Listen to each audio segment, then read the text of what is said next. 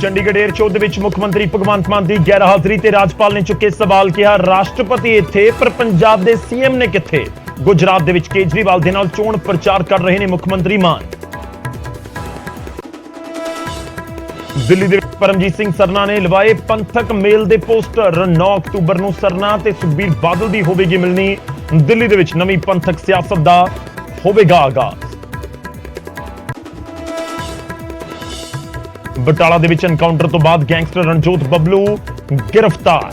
ਦੋਵੇਂ ਪਾਸਿਓਂ ਕਰੀਬ 60 ਰਾਉਂਡ ਹੋਏ ਫਾਇਰ। ਇਕੱਲਾ ਬੱਬਲੂ 2 ਪਿਸਤੌਲਾਂ ਦੇ ਨਾਲ ਚਲਾ ਰਿਹਾ ਸੀ ਗੋਲੀਆਂ। ਪੰਜਾਬ ਦੇ ਵਿੱਚ ਦਹਿਸ਼ਤ ਦੀ ਵੱਡੀ ਸਾਜ਼ਿਸ਼ ਨਾਕਾਮ। ਭਾਰੀ ਮਾਤਰਾ ਦੇ ਵਿੱਚ ਅਸਲੇ ਸਣੇ 4 ਮੁਲਜ਼ਮ ਗ੍ਰਿਫਤਾਰ। ISI ਦੇ ਨਾਲ ਦੱਸਿਆ ਜਾ ਰਿਹਾ ਹੈ ਕਨੈਕਸ਼ਨ। ਨਿਊਜ਼ 18 ਦੀ ਖਬਰ ਦਾ ਵੱਡਾ ਅਸਰ। ਮੌੜ ਮੰਡੀ ਦੇ ਵਿੱਚ ਨਸ਼ਾ ਤਸਕਰਾਂ ਦੇ ਖਿਲਾਫ ਪੁਲਿਸ ਦਾ ਐਕਸ਼ਨ। 7 ਲੋਕਾਂ ਨੂੰ ਹਿਰਾਸਤ ਦੇ ਵਿੱਚ ਲਿਆ। ਘਰਾਂ ਦੇ ਅੰਦਰ ਵੜ ਕੇ ਲਈ ਗਈ ਤਲਾਸ਼ੀ। ਪ੍ਰਾਈਵੇਟ ਯੂਨੀਵਰਸਿਟੀ ਵੀਡੀਓ ਕਾਂਡ ਦੇ ਵਿੱਚ ਮੁਲਜ਼ਮ ਰੰਕਜ ਨੇ ਰੱਖਿਆ ਆਪਣਾ ਪੱਖ। ਖੁਦ ਨੂੰ ਦੱਸਿਆ ਬੇਕਸੂਰ। ਕਿਹਾ ਮੁੱਖ ਮੁਲਜ਼ਮ ਨੇ ਮੇਰੀ ਫੋਟੋ ਦਾ ਕੀਤਾ ਗਲਤ ਇਸਤੇਮਾਲ। ਹਿਮਾਚਲ ਪੁਲਿਸ ਦੇ ਕੋਲ ਜਾ ਕੇ ਮੈਂ ਖੁਦ ਕੀਤੀ ਸੀ ਸ਼ਿਕਾਇਤ। ਅਦਾਕਾਰਾ ਸ਼ਹਿਨਾਜ਼ ਗਿੱਲ ਦੇ ਪਿਤਾ ਨੇ ਪੁਲਿਸ ਦੇ ਕੋਲ ਦਰਜ ਕਰਵਾਈ ਸ਼ਿਕਾਇਤ। ਵਿਦੇਸ਼ੀ ਨੰਬਰ ਤੋਂ ਜਾਨ ਤੋਂ ਮਾਰਨ ਦੀ ਮਿਲੀ ਸੀ ਧਮਕੀ। ਦੀਵਾਲੀ ਤੋਂ ਪਹਿਲਾਂ ਘਰ ਦੇ ਵਿੱਚ ਵੜ ਕੇ ਮਾਰਨ ਦੀ ਕਹੀ ਗਈ ਗੱਲ। ਤਰਨਤਾਰਨ ਦੇ ਰਸੂਲਪੁਰ ਨਹਿਰਾ ਦੇ ਵਿੱਚ ਪੋਸਟ ਵੈਡਿੰਗ ਸ਼ੂਟ ਦੇ ਦੌਰਾਨ ਦੁਲਹਨ ਅਗਵਾ। ਗੋਲੀਆਂ ਚਲਾਉਂਦੇ ਹੋਏ ਲਾੜੀ ਅਗਵਾ ਕਰਕੇ ਲੈ ਗਏ ਨੌਜਵਾਨ। ਫੋਟੋ ਸ਼ੂਟ ਦੌਰਾਨ ਤਾੜ-ਤਾੜ ਚਲਾਈਆਂ ਗਈਆਂ ਗੋਲੀਆਂ। ਚੰਡੀਗੜ੍ਹ ਤੋਂ ਪੂਰੇ ਦੇਸ਼ ਨੇ ਦੇਖੀ ਇੰਡੀਅਨ 에ਅਰਫੋਰਸ ਦੀ ਤਾਕਤ। ਰਾਫੇਲ, ਸੁਖੋਈ, ਮਿਗ ਤੇ ਪ੍ਰਚੰਡ ਸਣੇ 80 ਤੋਂ ਜ਼ਿਆਦਾ 에ਅਰਕ੍ਰਾਫਟ ਨੇ ਦਿਖਾਏ ਜੌਹਰ।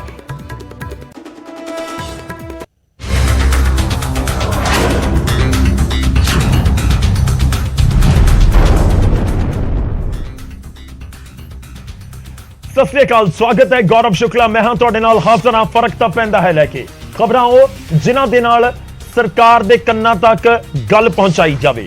ਖਬਰਾਂ ਉਹ ਜੋ ਤੁਹਾਡੇ ਨਾਲ ਜੁੜੀਆਂ ਨੇ ਤੇ ਖਬਰਾਂ ਉਹ ਦਿਖਾਉਂਦੇ ਆ ਜਿਸ ਦੇ ਨਾਲ ਫਰਕ ਤੁਹਾਡੇ ਤੱਕ ਵੀ ਪੈਂਦਾ ਹੈ। ਸ਼ੁਰੂਆਤ ਅੱਜ ਕਰਨ ਜਾ ਰਹੇ ਹਾਂ ਰਾਜਪਾਲ ਅਤੇ ਮੁੱਖ ਮੰਤਰੀ ਭਗਵੰਤ ਮਾਨ ਦੇ ਵਿਚਾਲੇ ਜਾਰੀ ਕੋਲਡ ਵਾਰ ਦੇ ਇੱਕ ਨਵੇਂ ਚੈਪਟਰ ਤੋਂ।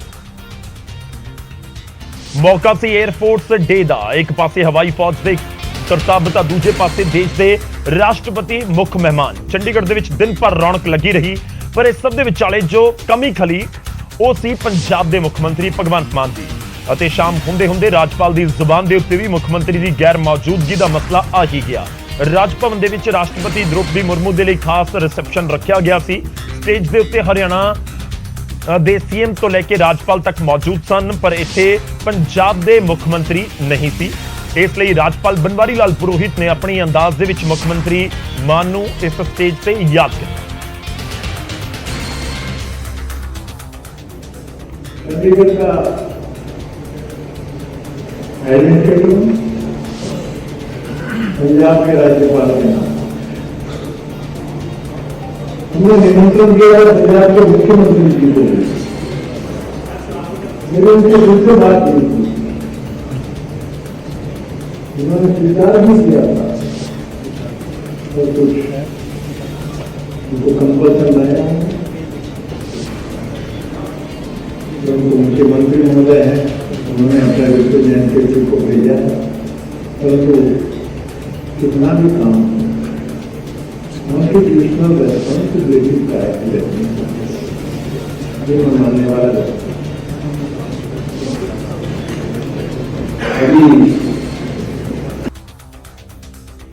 ਤਾਂ ਸਿਆਸਤ ਤਾਂ ਹੁੰਦੀ ਹੋਈ ਨਜ਼ਰ ਆ ਰਹੀ ਹੈ। ਖੈਰ ਜਦੋਂ ਇੱਕ ਵੱਡਾ ਇਵੈਂਟ ਹੋਵੇ, ਦੇਸ਼ ਦੇ ਰਾਸ਼ਟਰਪਤੀ ਪਹੁੰਚੇ ਹੋਣ ਚੰਡੀਗੜ੍ਹ ਔਰ ਪੰਜਾਬ ਦੇ ਮੁੱਖ ਮੰਤਰੀ ਉੱਥੇ ਨਾ ਹੋਣ ਤੇ ਕੋਲਡ ਵਾਰ ਦੇ ਵਿਚਾਲੇ ਰਾਜਪਾਲ ਸੀਐਮ ਦਾ ਜ਼ਿਕਰ ਕਰ ਦੇਣ ਫਿਰ ਫਰਕ ਤਾਂ ਪੈਂਦਾ ਹੈ।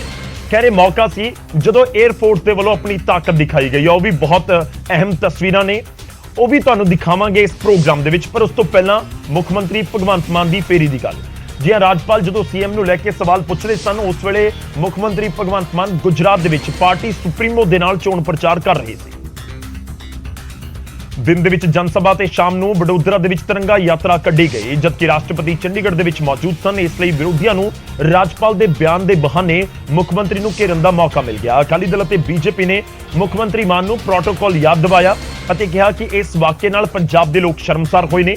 ਹਾਲਾਂਕਿ ਰਾਜ ਭਵਨ ਦੇ ਵਿੱਚ ਮੌਜੂਦ ਰਹੇ ਸਰਕਾਰ ਦੇ ਮੰਤਰੀ ਅਮਨ ਅਰੋੜਾ ਰਾਜਪਾਲ ਦੇ ਇਸ ਬਿਆਨ ਨੂੰ ਹੋਰ ਤਰੀਕੇ ਨਾਲ ਦੇਖਣੇ ਨੇ, ਇਤਫਾਕ ਉਹਨਾਂ ਦੇ ਨਾਲ ਨਹੀਂ ਰੱਖਦੇ।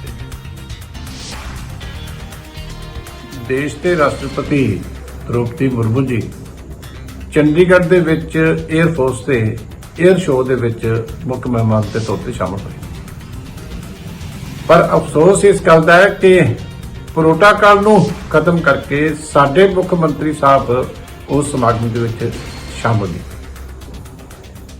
माननीय राष्ट्रपति महोदय और देश के रक्षा मंत्री सारे शामिल हुए, लेकिन दुख की गल यह है कि पंजाब का मुख्यमंत्री किथे सी?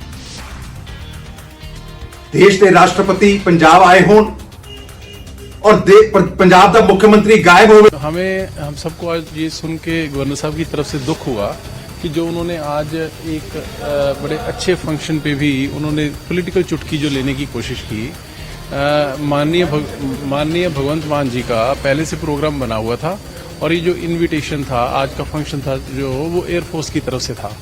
गवर्नर साहब को मेरे को सुन के दुख हुआ कि उनको सीएम साहब की भगवंत मान जी की गैर हाजिरी तो नज़र आई, लेकिन उनकी कैबिनेट के आधे से ज़्यादा मिनिस्टर आज अभी प्रेजेंटली गवर्नर हाउस में प्रेजेंट है। मैं हूँ, चेतन जौड़े माजरा जी हैं, फौजा सिंह सरारी हैं, जिम्पा जी हैं और लालजीत भुल्लर हैं, स्पीकर और डिप्टी स्पीकर हैं। इतने लोगों की हाजिरी नहीं उनको नजर आई, सिर्फ सीएम भगवंत मान जी की गैर हाजिरी नजर आई। गैर हाजिरी ਦੇ ਉੱਤੇ ਸਿਆਸਤ ਇਸ ਸਮੇਂ ਜ਼ਰੂਰ ਹੋ ਰਹੀ ਹੈ। ਖੈਰ ਗੈਰ ਹਾਜ਼ਰੀ ਨੂੰ ਲੈ ਕੇ ਜਦੋਂ ਬਿਆਨ ਦਿੱਤੇ ਜਾਣ ਬਾਰ ਪਲਟਵਾਰ ਹੋਵੇ ਫਿਰ ਫਰਕ ਤਾਂ ਪੈਂਦਾ ਹੈ। ਅੱਗੇ ਤੁਹਾਨੂੰ ਦਿਖਾਵਾਂਗੇ ਲਾੜੀ ਅਗਵਾ ਕਰ ਲਈ ਗਈ ਜੋ ਇਲਜ਼ਾਮ ਲੱਗ ਰਹੇ ਨੇ। ਜਿਹਾਂ ਇੱਕ ਕੁੜੀ ਦਾ ਵਿਆਹ ਸੀ, ਵਿਆਹ ਵਾਲੇ ਦਿਨ ਲਾਵਾਂ ਪੜੀਆਂ ਗਈਆਂ, ਲਾਵਾਂ ਲਈਆਂ ਗਈਆਂ ਤੇ ਉਸ ਤੋਂ ਬਾਅਦ ਫੋਟੋ ਖਿਚਾਉਣ ਲੱਗੇ ਕੁੜੀ ਨੂੰ ਅਗਵਾ ਕਰ ਲਿਆ ਗਿਆ। ਇਹ ਮਾਮਲਾ ਪੰਜਾਬ 'ਚ ਕਿੱਥੇ ਵਾਪਰਿਆ ਕੀ ਕੁਝ ਪੂਰੀ ਜਾਣਕਾਰੀ ਅੱਗੇ ਤੁਹਾਨੂੰ ਦਿਖਾਵਾਂਗੇ। ਪਰ ਪਹਿਲਾਂ ਗੱਲ 에ਅਰ ਫੋਰਸ ਦੀ ਤਾਕਤ ਦੀ। ਇੰਡੀਅਨ 에ਅਰ ਫੋਰਸ ਡੇ ਦੇ ਉੱਤੇ ਚੰਡੀਗੜ੍ਹ ਦੇ ਵਿੱਚ 에ਅਰ ਸ਼ੋਅ ਹੋਇਆ, ਜਿਸ ਦੇ ਵਿੱਚ 에ਅਰ ਫੋਰਸ ਦੇ ਜਵਾਨਾਂ ਨੇ ਅਸਮਾਨ ਦੇ ਵਿੱਚ ਖੂਬ ਕਰਤੱਵ ਦਿਖਾਏ। ਰਾਸ਼ਟਰਪਤੀ ਵੀ ਪਹੁੰਚੇ ਹੋਏ ਸਨ ਖਾਸ ਇਸ ਸਮਾਗਮ ਦੇ ਲਈ। ਪ੍ਰੋਗਰਾਮ ਦੇ ਵਿੱਚ ਰਾਸ਼ਟਰਪਤੀ ਦ੍ਰੋਪਦੀ ਮੁਰਮੂ ਬਤੌਰ ਚੀਫ ਗੈਸਟ ਪਹੁੰਚੇ। ਉਹਨਾਂ ਦੇ ਨਾਲ ਰੱਖਿਆ ਮੰਤਰੀ ਰਾਜਨਾਥ ਸਿੰਘ ਵੀ ਪਹੁੰਚੇ। ਸੁਖਨਾ ਲੇਕ ਤੇ 에ਅਰ ਸ਼ੋਅ ਨੂੰ ਦੇਖਣ ਦੇ ਲਈ ਹਜ਼ਾਰਾਂ ਲੋਕ ਪਹੁੰਚੇ ਹੋਏ ਸਨ। ਅਸਮਾਨ ਦੇ ਵਿੱਚ Rafale, Sukhoi, MIG, ਪ੍ਰਚੰਡ, Miraj, Chetak, ਚੀਤਾ, Chinook, Rudra ਵਰਗੇ 80 ਤੋਂ ਜ਼ਿਆਦਾ 에ਅਰਕ੍ਰਾਫਟਸ ਨੇ ਆਪਣੀ ਤਾਕਤ ਦਿਖਾਈ। 에ਅਰ ਫੋਰਸ ਦੇ ਟ੍ਰੇਨਡ ਜਵਾਨਾਂ ਨੇ ਪੈਰਾਸ਼ੂਟ ਤੋਂ ਹਜ਼ਾਰਾਂ ਫੁੱਟ ਦੀ ਉਚਾਈ ਤੋਂ ਕਰਤੱਵ ਦਿਖਾਏ। These are the capabilities of the Indian Air Force for the rest of the six, while also motivating the youth to join the esteemed defense services. Air force ਨੇ ਆਪਣੇ ਜਵਾਨਾਂ ਦੇ ਲਈ ਨਿਊ ਕੰਬੈਟ ਯੂਨੀਫਾਰਮ ਵੀ launch ਕੀਤੀ ਜੋ army ਦੀ ਵਰਦੀ ਵਰਗੀ ਹੈ। 90ਵੇਂ ਸਥਾਪਨਾ ਦਿਹਾੜੇ ਉੱਤੇ ਭਾਰਤੀ 에ਅਰ ਫੋਰਸ ਨੂੰ ਨਵੀਂ ਆਪਰੇਸ਼ਨਲ ਬ੍ਰਾਂਚ ਵੀ ਮਿਲੀ ਹੈ। ਇਸ ਦੇ ਨਾਲ ਫਲਾਈਂਗ ਟ੍ਰੇਨਿੰਗ ਦਾ ਖਰਚ ਘਟੇਗਾ।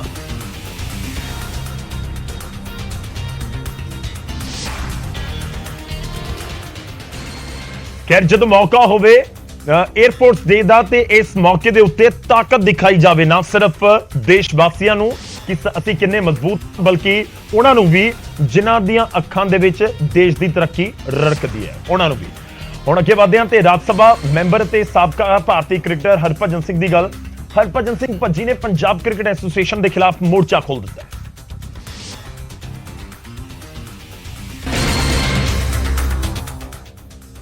ਤੇ ਦੋਸਤੀ ਅੰਡਰ 14 ਤੇ ਅੰਡਰ 16 ਕ੍ਰਿਕਟ ਦੇ ਸਮੇਂ ਦੀ ਸੀ। ਹਰਭਜਨ ਸਿੰਘ ਜਦੋਂ ਰਾਜ ਸਭਾ ਮੈਂਬਰ ਬਣੇ ਤਾਂ ਉਹਨਾਂ ਨੇ ਆਪਣਾ ਰਾਜ ਸਭਾ ਮੈਂਬਰ ਵਾਲਾ ਸਰਟੀਫਿਕੇਟ ਲੈਣ ਦੇ ਲਈ ਵੀ ਗੁਲਜ਼ਾਰ ਇੰਦਰ ਚਾਹਲ ਨੂੰ ਹੀ ਭੇਜਿਆ। ਪੰਜਾਬ ਕ੍ਰਿਕਟ ਐਸੋਸੀਏਸ਼ਨ ਯਾਨੀ PCA ਦਾ ਪ੍ਰਧਾਨ ਬਣਨ ਦੇ ਵਿੱਚ ਮਦਦ ਕੀਤੀ। ਪਰ ਹੁਣ ਗੇਮ ਬਦਲ ਚੁੱਕੀ ਹੈ। ਹਰਭਜਨ ਸਿੰਘ ਨੇ ਗੁਲਜ਼ਾਰ ਇੰਦਰ ਚਾਹਲ ਤੇ PCA ਦੇ ਵਿੱਚ ਨਿਯਮਾਂ ਨੂੰ ਛਿੱਕੇ ਟੰਗ ਕੇ ਗਲਤ ਤਰੀਕੇ ਦੇ ਨਾਲ 150 ਮੈਂਬਰ ਬਣਾਉਣ ਦੇ ਇਲਜ਼ਾਮ ਲਗਾਏ ਨੇ। ਤੋਂ ਪਤਾ ਲਗਾਇਆ ਤੇ 150 ਮੈਂਬਰ ਜੀ ਇਹਨਾਂ ਨੇ ਬਿਨਾਂ ਕਿਸੇ ਨੂੰ ਪੁੱਛਿਆ ਜਾਂ ਐਪਿਕਸ ਦੀ ਮੀਟਿੰਗ ਬੁਲਾਏ ਜਾਂ ਫਿਰ PCA ਦੀ ਕੋਈ ਮੀਟਿੰਗ ਬੁਲਾਏ, ਖੁਦ ਹੀ ਡਿਸਾਈਡ ਕਰਕੇ ਕਿ ਅਸੀਂ 150 ਮੈਂਬਰ ਨਵੇਂ ਬਣਾ ਰਹੇ ਹਾਂ, ਜੋ ਕਿ ਇੱਕ ਇਲੀਗਲ ਤਰੀਕਾ ਐਸੋਸੀਏਸ਼ਨ ਨੂੰ ਚਲਾਉਣ ਦਾ। ਹਰਭਜਨ ਸਿੰਘ ਨੇ ਗੁਲਜ਼ਾਰਿੰਦਰ ਚਾਹਲ ਦੇ ਖਿਲਾਫ ਮੁੱਖ ਮੰਤਰੀ ਭਗਵੰਤ ਮਾਨ ਅਤੇ ਭਾਰਤੀ ਕ੍ਰਿਕਟ ਕੰਟਰੋਲ ਬੋਰਡ ਨੂੰ ਵੀ ਸ਼ਿਕਾਇਤ ਕਰ ਦਿੱਤੀ। ਗੁਲਜ਼ਾਰਿੰਦਰ ਚਾਹਲ ਨਵਜੋਤ ਸਿੰਘ ਸਿੱਧੂ ਦੇ ਵੀ ਨੇੜੇ ਰਹੇ ਨੇ। ਖੈਰ ਹੁਣ ਇਹ ਫਿੱਕ ਪੈਂਦਾ ਹੋਇਆ ਦੋਸਤੀ ਦੇ ਵਿੱਚ ਜ਼ਰੂਰ ਨਜ਼ਰ ਆ ਰਿਹਾ।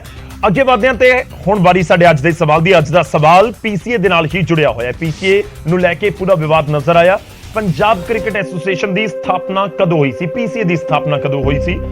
ਚਾਰ ਆਪਸ਼ਨ ਤੁਹਾਨੂੰ ਦੇ ਰਹੇ ਹਾਂ। A 1949, 1956, 1966 ਜਾਂ ਫਿਰ 1970। ਚਾਰੋਂ ਆਪਸ਼ਨਸ ਦੇ ਵਿੱਚੋਂ ਸਹੀ ਆਪਸ਼ਨ ਕਿਹੜੀ ਹੈ ਤੁਹਾਨੂੰ ਦੱਸਾਂਗੇ ਇਸ ਪ੍ਰੋਗਰਾਮ ਦੇ ਆਖਿਰ ਦੇ ਵਿੱਚ। ਪੀਸੀਏ ਪੰਜਾਬ ਕ੍ਰਿਕਟ ਐਸੋਸੀਏਸ਼ਨ, ਜਿਹੜੇ ਮੋਹਾਲੀ ਦੇ ਵਿੱਚ ਮੁਕਾਬਲੇ ਹੁੰਦੇ ਨੇ, ਕ੍ਰਿਕਟ ਦੇ ਮੈਚ ਹੁੰਦੇ ਨੇ, ਉਹ ਪੀਸੀਏ ਸਟੇਡੀਅਮ ਦੇ ਵਿੱਚ ਹੀ ਹੁੰਦੇ ਨੇ। ਉਸ ਨੂੰ ਲੈ ਕੇ ਹੀ ਇਹ ਪੂਰਾ ਵਿਵਾਦ, ਜਿਸ ਨੂੰ ਲੈ ਕੇ ਹਰਭਜਨ ਸਿੰਘ ਕ੍ਰਿਕਟਰ ਰਹੇ ਨੇ ਦੇਸ਼ ਦੇ, ਉਹਨਾਂ ਦੇ ਵੱਲੋਂ ਇਤਰਾਜ਼ ਜਤਾਇਆ ਗਿਆ। ਹੁਣ ਅੱਗੇ ਵਧਦੇ ਹਾਂ ਤੇ ਗੱਲ ਬਟਾਲਾ ਇਨਕਾਊਂਟਰ ਦੀ। ਬਟਾਲਾ ਦੇ ਵਿੱਚ 4 ਘੰਟੇ ਚੱਲੀ ਮੁੱਠਭੇੜ ਤੋਂ ਬਾਅਦ ਪੁਲਿਸ ਨੇ ਕੁਖਿਆਤ ਗੈਂਗਸਟਰ ਰਣਜੋਤ ਬਬਲੂ ਨੂੰ ਗ੍ਰਿਫਤਾਰ ਕਰ ਲਿਆ। ਪੁਲਿਸ ਬਬਲੂ ਦੇ ਘਰ ਤੋਂ ਹੀ ਉਸਦੇ ਪਿੱਛੇ ਲੱਗੀ ਸੀ। ਉਸ ਵੇਲੇ ਉਹ ਬਾਈਕ ਸੜਕ ਦੇ ਉੱਤੇ ਸੁੱਟ ਕੇ ਖੇਤਾਂ ਦੇ ਵਿੱਚ ਲੁਕ ਗਿਆ। ਬਬਲੂ ਦੇ ਖੇਤਾਂ ਦੇ ਵਿੱਚ ਲੁਕਣ ਤੋਂ ਬਾਅਦ ਪੁਲਿਸ ਨੇ ਪਹਿਲਾਂ ਦੂਰਬੀਨ ਦੇ ਜ਼ਰੀਏ ਉਸ ਦੀ ਭਾਲ ਕੀਤੀ। ਇਸ ਦੌਰਾਨ ਉਸ ਨੂੰ ਵਾਰ-ਵਾਰ ਸਰੈਂਡਰ ਕਰਨ ਦੇ ਲਈ ਕਿਹਾ ਗਿਆ। ਇਸ ਦੇ ਬਾਵਜੂਦ ਉਹ ਲਗਾਤਾਰ ਫਾਇਰਿੰਗ ਕਰਦਾ ਰਿਹਾ, ਜਿਸ ਦੀ ਵਜ੍ਹਾ ਨਾਲ ਪੁਲਿਸ ਨੇ ਕਮਾਂਡੋਜ਼ ਮੌਕੇ ਦੇ ਉੱਤੇ ਸੱਦ ਲਏ।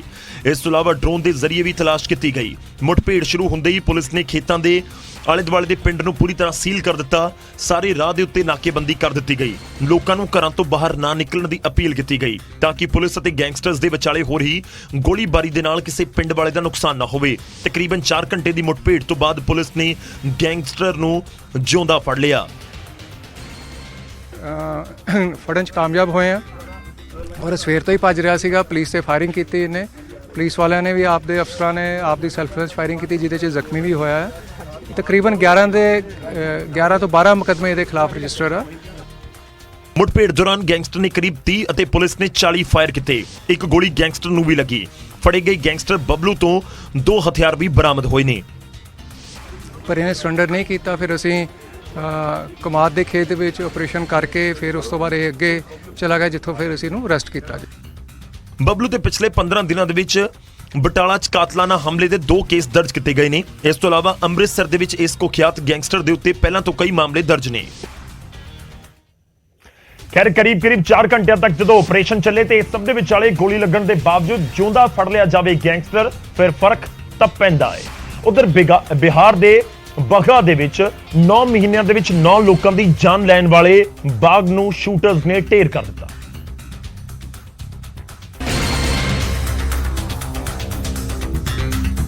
ਵਾਲਮੀਕੀ ਟਾਈਗਰ ਰਿਜ਼ਰਵ ਦੇ ਆਦਮਖੋਰ ਹੋ ਚੁੱਕੇ ਬਾਗ ਦੀ 26 ਦਿਨ ਤੋਂ ਭਾਲ ਕੀਤੀ ਜਾ ਰਹੀ ਸੀ।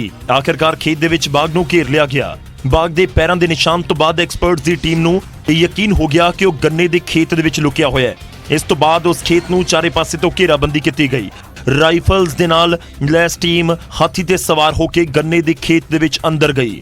ਇਸ ਟੀਮ ਨੇ ਬਾਗ ਦੇ ਨਜ਼ਰ ਆਉਂਦੇ ਹੀ SLR ਦੇ ਨਾਲ 4 ਗੋਲੀਆਂ ਮਾਰੀਆਂ। ਇਸ ਦੇ ਵਿੱਚੋਂ 2 ਗੋਲੀਆਂ ਉਸ ਬਾਗ ਨੂੰ ਲੱਗੀਆਂ ਅਤੇ ਉਸਨੇ ਮੌਕੇ ਤੇ ਹੀ ਦਮ ਤੋੜ ਦਿੱਤਾ।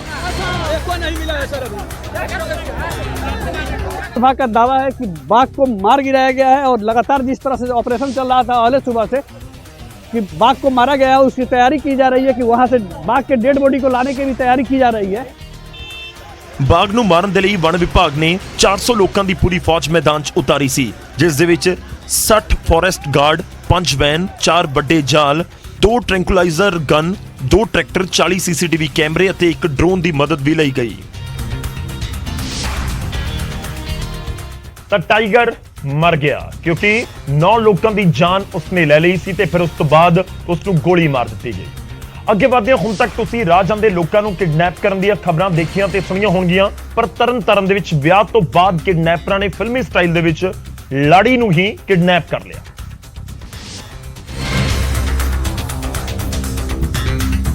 ਤੇ ਲਾੜਾ ਫੋਟੋ ਸ਼ੂਟ ਦੀ ਤਿਆਰੀ ਕਰ ਰਿਹਾ ਸੀ। ਵਿਆਹ ਤੋਂ ਬਾਅਦ ਪਿੰਡ ਰਸੂਲਪੁਰ ਨਹਿਰਾਂ ਦੇ ਵਿੱਚ ਲਾੜਾ ਲਾੜੀ ਦੀ ਗੱਡੀ ਫੋਟੋ ਸ਼ੂਟ ਦੇ ਲਈ ਰੁਕੀ ਹੀ ਸੀ, ਪਰ ਮਿੰਟਾਂ ਸਕਿੰਟਾਂ ਦੇ ਵਿੱਚ ਮਾਹੌਲ ਬਦਲ ਗਿਆ। 2 ਗੱਡੀਆਂ ਭਰ ਕੇ ਨੌਜਵਾਨ ਆਏ ਤੇ ਕੈਮਰੇ ਦੀਆਂ ਫਲੈਸ਼ਾਂ ਦੀ ਥਾਂ ਗੋਲੀਆਂ ਦੀਆਂ ਆਵਾਜ਼ਾਂ ਆਉਣ ਲੱਗ ਪਈਆਂ।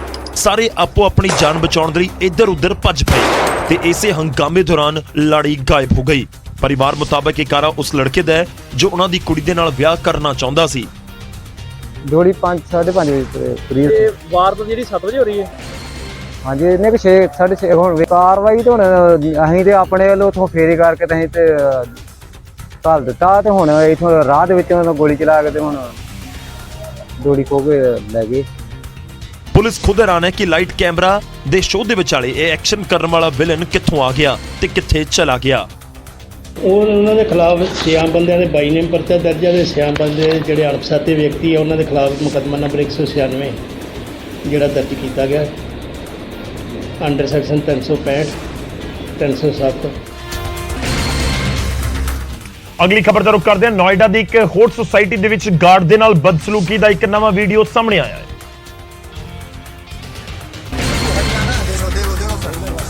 ਇਸ ਵੀਡੀਓ ਦੇ ਵਿੱਚ ਇੱਕ ਕੁੜੀ ਗਾਰਡ ਦਾ ਕਾਲਰ ਫੜਦੀ ਹੋਈ ਨਜ਼ਰ ਆਉਂਦੀ ਹੈ। ਦੱਸਿਆ ਜਾ ਰਿਹਾ ਹੈ ਕਿ 3 ਕੁੜੀਆਂ ਸੀ, ਸ਼ਰਾਬ ਦੇ ਨਸ਼ੇ ਦੇ ਵਿੱਚ ਧੁੱਤ ਸੀ। ਗਾਰਡ ਦੇ ਨਾਲ ਬਦਸਲੂਕੀ ਦੀ ਵਜ੍ਹਾ ਸੀ ਕਿ ਕੁੜੀਆਂ ਦੀ ਕਾਰ ਦੇ ਉੱਤੇ ਸਟicker ਨਹੀਂ ਲੱਗਿਆ ਸੀ। ਇਸ ਦੀ ਵਜ੍ਹਾ ਨਾਲ ਗਾਰਡ ਨੇ ਉਹਨਾਂ ਨੂੰ ਰੋਕ ਲਿਆ। ਫਿਰ ਕੀ ਸੀ, ਕੁੜੀਆਂ ਦਾ ਗੁੱਸਾ 7ਵੇਂ ਅਸਮਾਨ ਦੇ ਉੱਤੇ ਪਹੁੰਚ ਗਿਆ।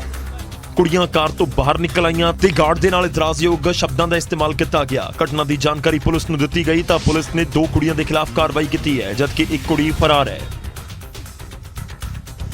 महिलाओं द्वारा एक गार्ड के साथ अभद्रता की गई है। गार्ड की शिकायत पर एक NCR दर्ज करके उन महिलाओं के विरुद्ध निरोधात्मक कार्रवाई करी गई है। ਨੋਇਡਾ ਦੇ ਵਿੱਚ ਕਿਸੇ ਗਾਰਡ ਦੇ ਨਾਲ ਬਦਸਲੂਕੀ ਦਾ ਇਹ ਪਹਿਲਾ ਮਾਮਲਾ ਨਹੀਂ ਹੈ। ਇਸ ਤੋਂ ਪਹਿਲਾਂ ਪੇਸ਼ੇ ਤੋਂ ਵਕੀਲ ਵੀ ਇੱਕ ਸ਼ਖਸ ਦੀ ਵੀਡੀਓ ਸਾਹਮਣੇ ਆਈ ਸੀ ਜਿਸ ਦੇ ਵਿੱਚੋਂ ਗਾਰਡ ਦੇ ਨਾਲ ਖੈਬੜਦਾ ਨਜ਼ਰ ਆਇਆ ਸੀ। ਖੈਰ ਜਦੋਂ ਨਸ਼ੇ ਦੇ ਵਿੱਚ ਧੁੱਤ ਹੋ ਕੇ ਕੋਈ ਰਸੂਖਦਾਰ ਜਾਂ ਫਿਰ ਅਮੀਰਜ਼ਾਦਾ ਜਾਂ ਅਮੀਰਜ਼ਾਦੀ ਕਿਸੇ ਗਾਰਡ ਦੇ ਨਾਲ ਇਸ ਤਰੀਕੇ ਨਾਲ ਦਰਪੇਸ਼ ਆਵੇ ਜਾਂ ਧੱਕਾ ਕਰੇ ਫਿਰ ਫਰਕ ਤਾਂ ਪੈਂਦਾ ਹੈ। ਉਧਰ ਸ਼ੁੱਕਰਵਾਰ ਨੂੰ SGPC ਨੇ ਪੰਥਕ ਰੋਸ ਮਾਰਚ ਕੱਢਿਆ ਸੀ ਜਿਸ ਦੇ ਵਿੱਚ ਹਰਿਆਣਾ ਦੇ ਗੁਰੂ ਘਰਾਂ ਦੇ ਸੇਵਾਦਾਰ ਪਹੁੰਚੇ ਜਿਨ੍ਹਾਂ ਤੇ ਹੁਣ HSGPC ਕਾਰਵਾਈ ਕਰਨ ਦੀ ਤਿਆਰੀ ਵਿੱਚ ਹੈ।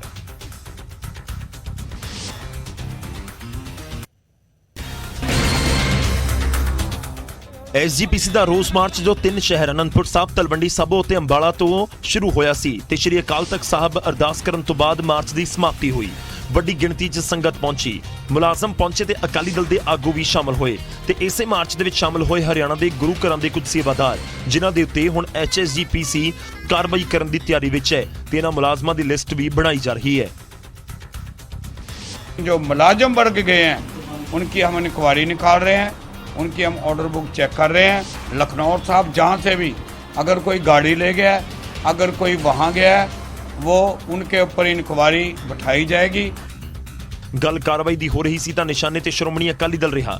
HSGPC ਨੇ ਇਲਜ਼ਾਮ ਲਗਾਇਆ ਕਿ ਸੰਗਤ ਨੂੰ ਦਰਸ਼ਨ ਕਰਵਾਉਣ ਦੇ ਨਾਮ ਦੇ ਉੱਤੇ ਗੁੰਮਰਾਹ ਕੀਤਾ ਗਿਆ ਤੇ ਮੁਲਾਜ਼ਮਾਂ ਨੂੰ ਅਹੁਦਿਆਂ ਦਾ ਲਾਲਚ ਦਿੱਤਾ ਗਿਆ। गुमराह करने की कोशिश की गई लेकिन हरियाणा से कोई भी उनके साथ नहीं गया। जो गए हैं उनको हरमंदिर साहब दरबार साहब के दर्शन कह के वो झूठा बोल के ले गए हैं। ਜਦੋਂ ਏਕੇ ਦੀਆਂ ਗੱਲਾਂ ਕਰਨ ਵਾਲੀਆਂ ਪੰਥਕ ਜਥੇਬੰਦੀਆਂ ਹੀ ਵੱਖੋ-ਵੱਖ ਹੋਣ ਫਿਰ ਫਰਕ ਤਾਂ ਪੈਂਦਾ ਹੈ। ਉਧਰ SGPC ਦਾ ਵੀ ਬਿਆਨ ਸਾਹਮਣੇ ਆਇਆ। SGPC ਇਸ ਮੁੱਦੇ ਉੱਤੇ ਕਹਿ ਰਿਹਾ ਹੈ ਕਿ ਜਿਹੜੇ ਰੋਸ ਮਾਰਚ ਦੇ ਵਿੱਚ ਸ਼ਾਮਲ ਹੋਏ ਨੇ ਉਹ ਦਰਸਾਉਂਦਾ ਹੈ ਕਿ ਹਰਿਆਣਾ ਦੇ ਸਿੱਖ ਹੁਣ ਵੀ SGPC ਦੇ ਨਾਲ ਨੇ।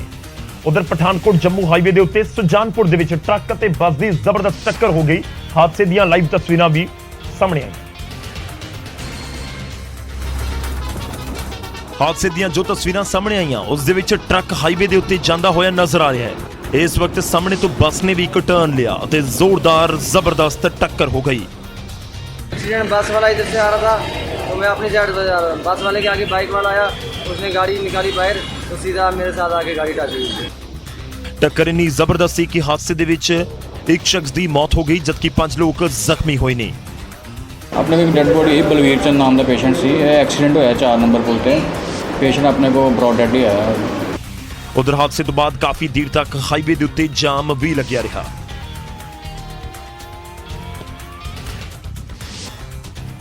ਤਾਂ ਰਫ਼ਤਾਰ ਦੀ ਵਜ੍ਹਾ ਦੇ ਨਾਲ ਜਿਸ ਤਰੀਕੇ ਨਾਲ ਘਟਨਾਕ੍ਰਮ ਵਾਪਰਿਆ ਉਹ ਸਵਾਲ ਜ਼ਰੂਰ ਖੜੇ ਕਰਦਾ ਹੈ ਕਿ ਰਫ਼ਤਾਰ ਕੀ ਗੁਨਹਗਾਰ ਹੋ ਗਈ ਜਿਸ ਤਰੀਕੇ ਨਾਲ ਇਹ ਹਾਦਸਾ ਹੋਇਆ। ਉਧਰ ਦੇਸ਼ ਦੇ ਵੰਡ ਤੋਂ ਪਹਿਲਾਂ ਫਾਜ਼ਿਲਕਾ ਦੇ ਵਿੱਚ ਬਣੇ ਘੰਟਾ ਘਰ ਨੂੰ ਲੈ ਕੇ ਵਿਵਾਦ ਖੜਾ ਹੋ ਗਿਆ।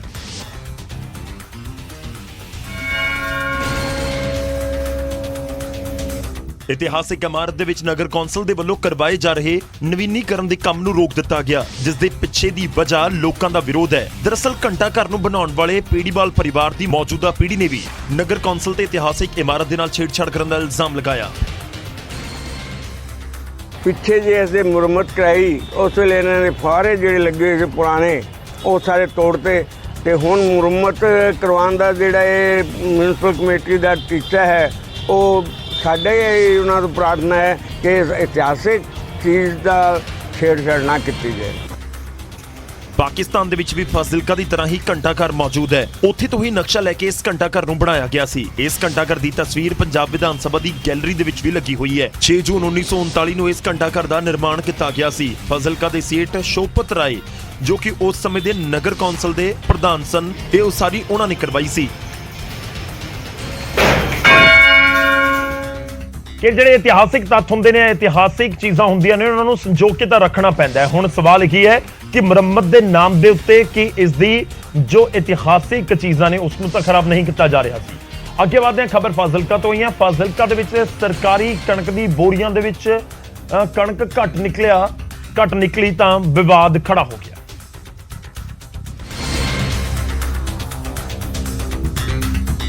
ਇਹ ਕਣਕ ਫਾਜ਼ਿਲਕਾ ਦੇ ਮੁਖਾਰ ਖੀਵਾ ਪਿੰਡ ਤੋਂ ਲਿਆਂਦੀ ਗਈ ਸੀ। ਪਿੰਡ ਵਾਲਿਆਂ ਨੂੰ ਬੋਰੀਆਂ ਦੇ ਵਿੱਚ ਕਣਕ ਦੇ ਘੱਟ ਹੋਣ ਦਾ ਸ਼ੱਕ ਹੋਇਆ ਤਾਂ ਉਹਨਾਂ ਨੇ ਉੱਥੇ ਹੀ ਕੰਡਾ ਰੱਖ ਕੇ ਵਜ਼ਨ ਕੀਤਾ ਤਾਂ ਕੁਝ ਦੇ ਵਿੱਚ 28 ਕਿਲੋ ਕਣਕ ਨਿਕਲੀ, ਜਿਸ ਤੋਂ ਬਾਅਦ ਪਿੰਡ ਵਾਲਿਆਂ ਨੇ ਸਰਕਾਰੀ ਕਣਕ ਨੂੰ ਵੰਡਣ ਨਹੀਂ ਦਿੱਤਾ। ਅਸੀਂ ਮੰਗ ਕਰ ਰਹੇ ਹਾਂ ਵੀ ਕਪਲਾਬਾਜੀ ਇਕੱਲੇ ਇੱਕ ਟਰੈਕਟਰ ਦਾ ਨਹੀਂ ਹੈਗਾ, ਪੂਰੇ ਗਡਾਊਨ ਦਾ, ਪੂਰੇ ਪੰਜਾਬ ਦਾ, ਪੂਰੇ ਹਿੰਦੁਸਤਾਨ ਦਾ ਮਸਲਾ ਆ। ਇਸ ਕਰਕੇ ਸਾਡੇ ਕੋਲ ਉਹ ਅਫਸਰ ਆਵੇ ਚੈਕਿੰਗ ਕਰਨ ਲਈ, ਜਿਹੜਾ ਅਫਸਰ ਨਾਲ ਦੀ ਨਾਲ ਬਣਦੀ ਕਾਨੂੰਨੀ ਕਾਰਵਾਈ ਕਰੇ। ਇਸ ਤੋਂ ਬਾਅਦ ਪਿੰਡੂ ਅਤੇ ਕਿਸਾਨ ਮਜ਼ਦੂਰ ਸੰਘਰਸ਼ ਕਮੇਟੀ ਦੇ ਮੈਂਬਰ ਸਰਕਾਰੀ ਕਣਕ ਦੇ ਨਾਲ ਭਰੀ ਟਰੈਕਟਰ ਟਰਾਲੀ ਨੂੰ ਲੈ ਕੇ ਡਿਪਟੀ ਕਮਿਸ਼ਨਰ ਦੇ ਦਫ਼ਤਰ ਵਿੱਚ ਪਹੁੰਚ ਗਏ ਅਤੇ ਧਰਨੇ ਉੱਤੇ ਬੈਠ ਗਏ।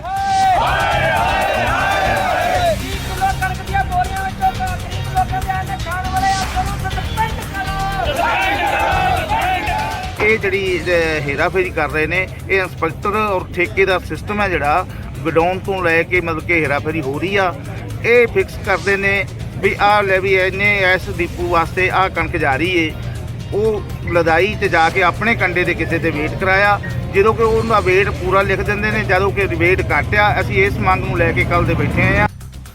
ਉਧਰ ਡਿਪੂ ਹੋਲਡਰ ਯੂਨੀਅਨ ਵੀ ਪਿੰਡ ਵਾਲਿਆਂ ਦੇ ਹੱਕ ਦੇ ਵਿੱਚ ਆ ਗਏ ਨੇ ਅਤੇ ਪ੍ਰਦਰਸ਼ਨ ਦੇ ਵਿੱਚ ਸ਼ਾਮਲ ਹੋ ਗਏ। ਖੈਰ, ਜਦੋਂ ਗਰੀਬਾਂ ਦੇ ਲਈ ਕਣਕ ਆਈ ਹੋਵੇ ਤੇ ਉਸ ਕਣਕ ਦੀਆਂ ਬੋਰੀਆਂ ਦੇ ਵਿੱਚੋਂ ਹਰ ਬੋਰੀ ਚੋਂ ਕਣਕ ਘੱਟ ਨਿਕਲੇ ਜੋ ਇਲਜ਼ਾਮ ਨੇ, ਫਿਰ ਫਰਕ ਤਾਂ ਪੈਂਦਾ ਹੈ। ਉਧਰ ਹਰਿਆਣਾ ਦੇ ਕਰਨਾਲ ਦੇ ਵਿੱਚ ਰਾਹੁਲ ਨਾਮ ਦੇ ਗੈਂਗਸਟਰ ਨੂੰ ਪੁਲਿਸ ਨੇ ਗ੍ਰਿਫਤਾਰ ਕੀਤਾ।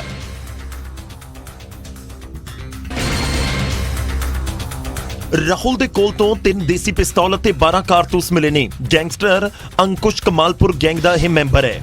पिस्तौल जिस पर अंकित भादु लिखा हुआ है। अंकित भादु लॉरेंस बिश्नोई गैंग का गुर्गा था और पंजाब में पंजाब पुलिस ने अंकित भादु का एनकाउंटर भी किया था। ਕੁਝ ਦਿਨ ਪਹਿਲਾਂ ਐਸਟੀਐਫ ਨੇ ਅੰਕੁਸ਼ ਕਮਾਲਪੁਰ ਦੇ ਸਾਥੀ ਮੁਕੇਸ਼ ਜਾਂਬਾ ਨੂੰ ਗ੍ਰਿਫਤਾਰ ਕੀਤਾ ਸੀ, ਜਿਸ ਦੇ ਕੋਲੋਂ 4 ਵਿਦੇਸ਼ੀ ਹਥਿਆਰ ਮਿਲੇ ਸਨ। ਮੁਕੇਸ਼ ਜਾਂਬਾ ਨੇ ਹੀ ਪੁੱਛਗਿੱਛ ਦੇ ਵਿੱਚ ਰਾਹੁਲ ਦਾ ਨਾਮ ਲਿਆ ਸੀ। अपना एसटीएफ अम्बाड़ा ने इसी लीड पे काम करते हुए कल उस राहुल नाम के युवक को गिरफ्तार किया है और उसके कब्जे से 3 नाजायज़ देसी पिस्तौल, इसमें 2 32 बोर के और एक 9 mm का है, वो हमने बरामद किए हैं। ਰਾਹੁਲ ਨੂੰ ਵੀ ਗੈਂਗਸਟਰ ਨੀਰਜ ਪੁਨੀਆ ਦੇ ਭਰਾ ਬ੍ਰਿਜ ਪੁਨੀਆ ਨੂੰ ਮਾਰਨ ਦਾ ਟਾਰਗੇਟ ਦਿੱਤਾ ਗਿਆ ਸੀ। ਰਾਹੁਲ ਦੇ ਖਿਲਾਫ ਲੁੱਕਆਊਟ ਸਰਕੂਲਰ ਵੀ ਜਾਰੀ ਸੀ। ਇਹ ਗੈਂਗਸਟਰ ਕਰਨਾਲ ਦੇ ਪਿਉਂਤ ਪਿੰਡ ਦਾ ਰਹਿਣ ਵਾਲਾ ਹੈ ਅਤੇ ਇਸ ਦੇ ਉੱਤੇ ਪਹਿਲਾਂ ਹੀ ਕਈ ਮਾਮਲੇ। ਉਧਰ ਪੰਜਾਬੀ ਅਦਾਕਾਰਾ ਤੇ ਬਿਗ ਬਾਸ ਫੇਮ ਸ਼ਹਿਨਾਜ਼ ਗਿੱਲ ਦੇ ਪਿਤਾ ਨੂੰ ਧਮਕੀ ਮਿਲੀ ਹੈ।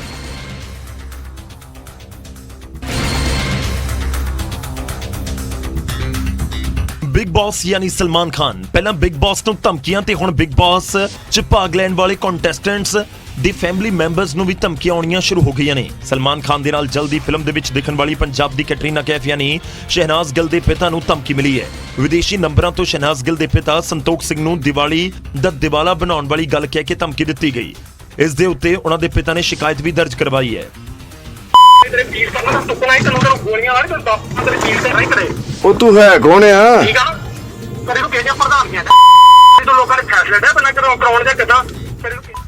ਤਾਂ ਧਮਕੀਆਂ ਦਾ ਸਿਲਸਿਲਾ ਲਗਾਤਾਰ ਜਾਰੀ ਹੈ। ਉਧਰ ਮੋਗਾ ਦੇ ਮੇਨ ਬਾਜ਼ਾਰ ਦੇ ਵਿੱਚ ਕਾਰ ਸਵਾਰ ਨੇ 3 ਸਾਲ ਦੀ ਬੱਚੀ ਨੂੰ ਦਰਦ ਦਿੱਤਾ। ਹਾਦਸੇ ਦੀ ਜੋ ਸੀਸੀਟੀਵੀ ਫੁਟੇਜ ਸਾਹਮਣੇ ਆਈ ਉਸ ਦੇ ਵਿੱਚ ਕਾਰ ਡਰਾਈਵਰ ਇੱਕ ਗਲੀ ਦੇ ਵਿੱਚ ਟਰਨ ਲੈਂਦਾ ਨਜ਼ਰ ਆਉਂਦਾ ਹੈ। ਉਸ ਵੇਲੇ ਕਾਰ ਦੇ ਸਾਹਮਣੇ ਅਚਾਨਕ ਬੱਚੀ ਆ ਜਾਂਦੀ ਹੈ। ਕਾਰ ਦਾ ਅਗਲਾ ਟਾਇਰ ਬੱਚੀ ਨੂੰ ਦਰੜਦਾ ਹੋਇਆ ਉਸ ਦੇ ਉੱਤੋਂ ਲੰਘ ਜਾਂਦਾ ਹੈ। ਇੰਨੇ ਦੇ ਵਿੱਚ ਬੱਚੀ ਦੀ ਮਾਂ ਨੂੰ ਪਤਾ ਲੱਗਦਾ ਤਾਂ ਪਹਿਲਾਂ ਬੱਚੀ ਨੂੰ ਚੁੱਕਦੀ ਹੈ ਅਤੇ ਫਿਰ ਕਾਰ ਦੇ ਅੱਗੇ ਖੜੀ ਹੋ ਜਾਂਦੀ ਹੈ। ਕੁਝ ਸੈਕਿੰਡ ਬਾਅਦ ਕਾਰ ਡਰਾਈਵਰ ਉਤਰਦਾ ਹੈ ਜੋ ਮਾਸੂਮ ਨੂੰ ਚੁੱਕ ਕੇ ਹਸਪਤਾਲ ਲੈ ਕੇ ਜਾਣ ਲੱਗਦਾ ਹੈ। ਬਾਅਦ ਦੇ ਵਿੱਚ ਕਾਰ ਚਾਲਕ ਬੱਚੀ ਨੂੰ ਹਸਪਤਾਲ ਲੈ ਕੇ ਜਾਂਦਾ ਹੈ ਜਿੱਥੇ ਡਾਕਟਰ ਉਸ ਨੂੰ ਮ੍ਰਿਤ ਐਲਾਨ ਦਿੰਦੇ ਨੇ। ਕਾਰ ਡਰਾਈਵਰ ਸੀਗਾ, ਉਹਨੇ ਅੱਗੇ ਇੱਕ ਛੋਟੀ ਬੱਚੀ ਆ ਗਈ ਸੀਗੀ ਜੀ, ਉਹਦਾ ਐਕਸੀਡੈਂਟ ਹੋ ਗਿਆ ਔਰ ਅੱਜ ਦੀ ਜਿਹੜੀ ਬੱਚੀ ਦੀ ਉਹਦੀ ਮੌਤ ਹੋ ਚੁੱਕੀ ਹੈ ਜੀ। ਤੇ ਮੰਦਭਾਗਾ ਹਾਦਸਾ ਵਾਪਰਿਆ ਜਿਸ ਦੇ ਵਿੱਚ ਇਸ ਮਾਸੂਮ ਬੱਚੀ ਦੀ ਮੌਤ ਹੋ ਗਈ। ਅੱਗੇ ਵਧਦੇ ਤੇ ਹੁਣ ਵਾਰੀ ਅੱਜ ਦੇ ਇਤਿਹਾਸ ਦੀ। 8 ਅਕਤੂਬਰ ਦਾ ਇਤਿਹਾਸ ਕੀ ਕਹਿੰਦਾ ਉਹ ਤੁਹਾਨੂੰ ਦੱਸਾਂਗੇ। 8 ਅਕਤੂਬਰ ਦਾ ਇਤਿਹਾਸ ਜੁੜਿਆ ਹੋਇਆ ਹੈ ਮੁਨਸ਼ੀ ਪ੍ਰੇਮਚੰਦ ਜੀ ਦੇ ਨਾਲ। ਮੁਨਸ਼ੀ ਪ੍ਰੇਮਚੰਦ ਜੀ ਦਾ ਜਿਹੜਾ ਦੇਹਾਂਤ ਹੈ ਉਹ 8 ਅਕਤੂਬਰ ਦੇ ਦਿਨ ਹੀ ਹੋਇਆ ਸੀ। ਮੁਨਸ਼ੀ ਪ੍ਰੇਮਚੰਦ ਨੂੰ ਕਿਸੇ ਜਾਣ ਪਛਾਣ ਦੀ ਜ਼ਰੂਰਤ ਨਹੀਂ, ਉਹਨਾਂ ਦੀਆਂ ਰਚਨਾਵਾਂ ਸਰਬਕਾਲੀ ਨੇ। ਉਹਨਾਂ ਦਾ ਜਨਮ 31 ਜੁਲਾਈ 1880 ਦੇ ਵਿੱਚ ਹੋਇਆ ਸੀ ਅਤੇ 8 ਅਕਤੂਬਰ 1936 ਨੂੰ ਉਹਨਾਂ ਦਾ ਦੇਹਾਂਤ ਹੋਇਆ ਸੀ। ਮੁਨਸ਼ੀ ਪ੍ਰੇਮਚੰਦ ਹਿੰਦੀ ਅਤੇ ਉਰਦੂ ਦੇ ਮਹਾਨ ਭਾਰਤੀ ਲੇਖਕਾਂ ਦੇ ਵਿੱਚੋਂ ਇੱਕ ਨੇ। ਮੁਨਸ਼ੀ ਪ੍ਰੇਮਚੰਦ ਉਹਨਾਂ ਦਾ ਉਪਨਾਮ ਸੀ, ਜਦਕਿ ਧਨਪਤ ਰਾਏ ਸ਼੍ਰੀਵਾਸਤਵ ਉਹਨਾਂ ਦਾ ਰੀਅਲ ਨੇਮ ਸੀ। ਮੁਨਸ਼ੀ ਪ੍ਰੇਮਚੰਦ ਨੂੰ ਉਹਨਾਂ ਦੇ ਨਾਵਲਾਂ ਦੀ ਵਜ੍ਹਾ ਕਰਕੇ ਨਾਵਲ ਸਮਰਾਟ ਵੀ ਕਿਹਾ ਜਾਂਦਾ ਹੈ।